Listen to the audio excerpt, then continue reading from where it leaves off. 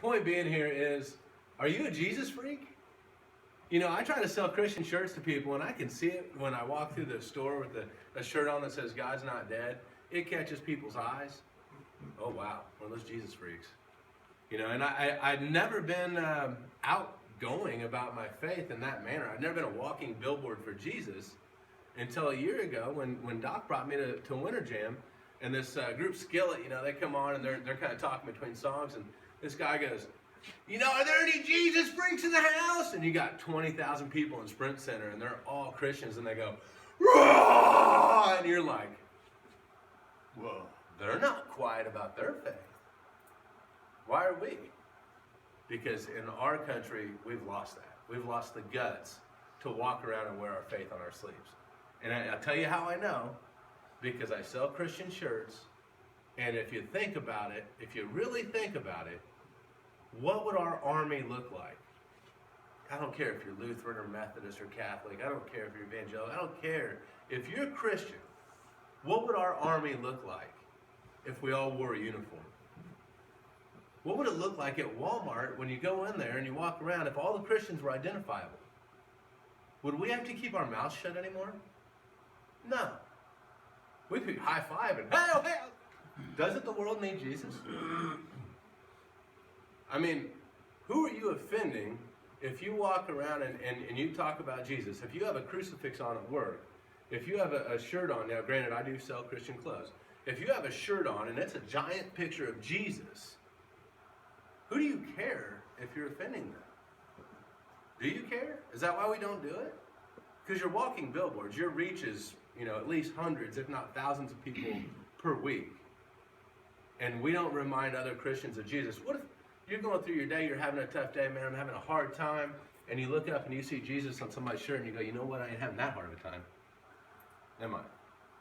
You know, what about somebody that walks up to you and goes, you know, I think that's wrong that you got that picture of him on, you're one of those Jesus freaks. You know what, I'll tell you why I am.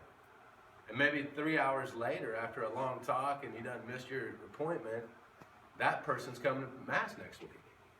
Maybe that's the way it rolls. By the way, when you do have an opportunity to talk to that lady that growls at you, that person that says, what's wrong with you? You know, when you do have an opportunity to sell your product, you better know your presentation. You better have your presentation ready. You better know your product. And you should have rehearsed it in front of friends, with your men's group, with the guys at your table.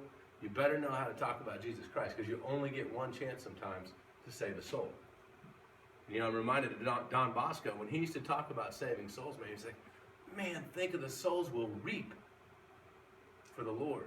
Think of the people we'll bring to God. To Don Bosco, nothing else mattered. That guy went without sleep, he went without food, he went without everything. But he wasn't going to go a day without trying to save a soul. Did we do that? I got to tell you, Mike has a shirt that says, it says, warning ISIS, I'm a Christian extremist. And I wore that down there to the concert, and it was fascinating to see how many people walked by me and stopped and stared at that, because you want to talk about drawing conversation. You wear a shirt, I guarantee that at some point I'm going to have somebody walk up to me and give me an earlobe for it. But I'm waiting for that time, and that's what he's talking about. I wear that shirt with the intent. I just cannot wait till someone stops me and says, you know, that's the problem. Religion is the problem. ISIS is the problem, and you guys being Christian extremists, you guys are the problem. Because, and I'm waiting for the time. Because what are you going to tell them? Because I got my speech ready.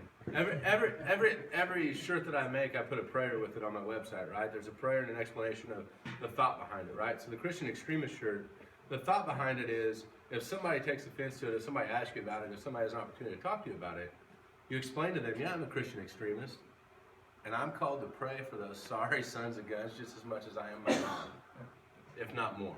I'm called to love them just like I'm called to love my family. So it's actually, it's a little play on words, and it's an opportunity to evangelize, because when you have the opportunity to talk to somebody about that, it's an eye-opener of what Christianity is really all about. That last presentation that I did, it showed, the slide said, we are no worse than the worst jihadist, right?